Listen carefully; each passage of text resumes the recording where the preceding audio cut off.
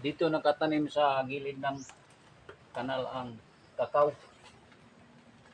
So, para hindi tayo mahirapan at hindi masasayang ang abono.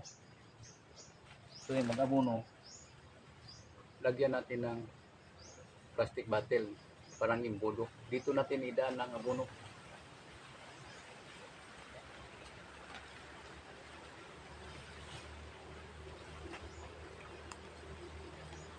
Ito siya. Para sa susunod,